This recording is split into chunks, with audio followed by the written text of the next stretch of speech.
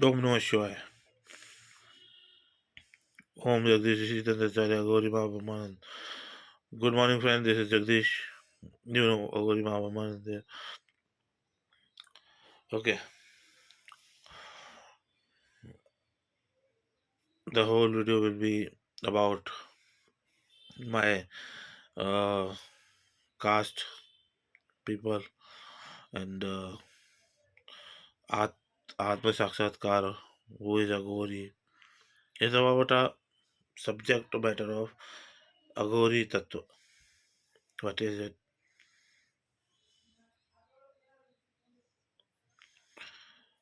Okay.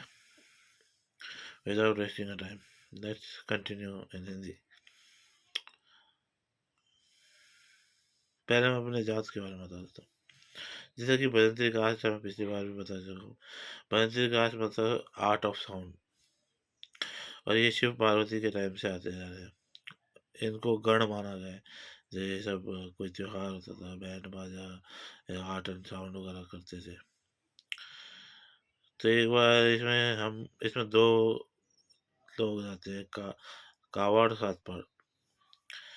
तो इसमें शिव तत्व पहले से ही है। तो जब इन्होंने ये बहुत पुण्य का काम होता है किसी के लिए, किसी के घर या कोई ऐसी शहनाई या इंस्ट्रूमेंट, कोई कोई भी इंस्ट्रूमेंट, गिटार वगैरह, ये सब ये जो भी है, उसको दूषित दूषित अ, हाथों से, या जैसे मदिरा पी लिया, वो खा लिया, साक्षात सरस्वती जी का अपमान की तरह है एक तरफ से।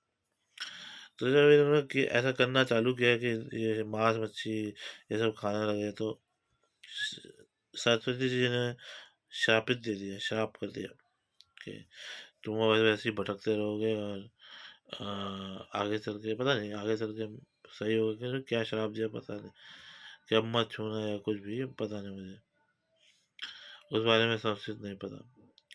तो ये शिव जी के गण तो है, मैं तो बता ही रखा, 4 पीढ़ी का खून है, मैं ही बोल रहा था।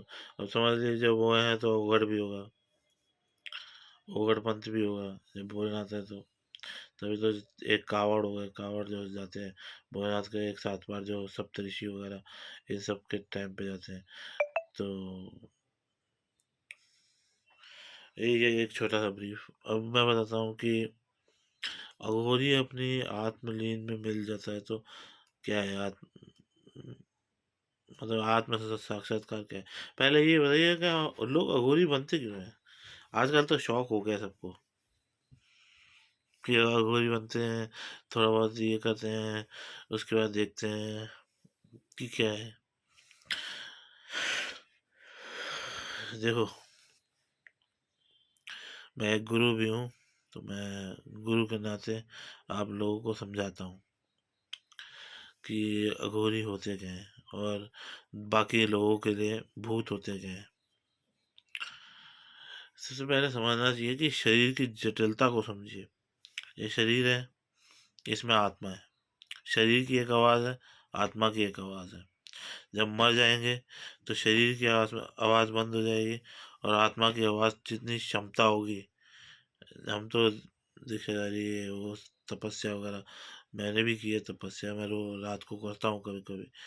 तो हालांकि ये घर में नहीं होती, लेकिन शमशान घाट भी गया हूँ। तो ये कोई डिपेंड नहीं होता, क्योंकि सिद्ध मंत्र कर लिया है ना। मेरी एक सिद्ध मंत्र है, तो वो है मसानी मेलडी।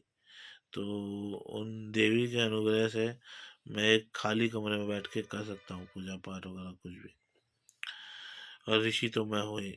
तो बातें इस पे, एक शरीर होता है, एक आत्मा होती है, दोनों एक ही में होता है। जब तक हूँ मैं इस शरीर में, तब तक मैं बात कर रहा हूँ। जब मेरी आत्मा ऊपर चली जाएगी, तो जब उसके पास विचारधारा है, विचार शक्ति है। मैंने एक बार पिछली बार वीडियो में बताया था कि विचार शक्ति सबसे बड़ी शक्ति होती है, इच्छा शक्ति नहीं होती। अगर उसमें विचार शक्ति है तो वो आत्मा भूत बनेगी, ब्रह्म राक्षस ये वो, जो भी कहते हैं ना, वो भूत बनेगी। और मैं तो भूतनाथ हूँ ही, अघोरी भूतनाथ भोलेनाथ। तो वो जो अच्छे अघोरी होंगे, जो सिद्ध अघोरी होंगे, आज के बाद बता रहा हूँ, जो सिद्ध अघोरी होंगे, जो सिद्ध कर चुके होंगे, वही भूत की टोली बनेगी। पहले से होंगे इस टाइम के लिए। अघोरी जैसे कह रहे हो ना कि दीक्षा दे दी, ये कर दिया, वो कर दिया, इन सब से कोई फायदा नहीं। और वैसे भी तुम्हारे कर्म तुम ले जाओ, मैं तो बस बता रहा था। तुम्हें चाहिए तो ले लेना, अपना लेना, प्यार से दे रहा हूँ। नहीं है तो अपने रास्ते तुम चलिए, तुम्हारी श्रद्धा भक्ति को कौन तोड़ेगा। हकीकत तो यही है, मरने के बाद जाओगे, आत्मा के पास विचार शक्ति रहेगी ही नहीं। वो तो वही जानेगी जो जितना जाना है। जितना इस शरीर ने जाना है, तुमको उतना ही रहेगा वो। एक गिलास देखा है, एक नहर नदी के पास ले जाओ, नदी में भर के पीते रहो, लेकिन इस गिलास को घर ले आओगे मरने के बाद, समझो इतना, तो इतना ही रहेगा। तुम्हें प्यास लगेगी कि तुम अपने ही ज्ञान को खाते रहोगे, और एक दिन आके इस लोक में धम, इसी लोक में आके धम, बस फिर चलोगे, फिर कोई मिलेगा। ये जीवन का चक्र ऐसे ही चलता रहेगा। ना भगवान तुम्हें अपने अंदर लीन करता है, ना जैसे मैं ये कारगर हूँ, आओ लीन हो जाओ, कोई लीन नहीं करता। तुम्हारा जीवन, तुम्हें जो चाहिए वो करो।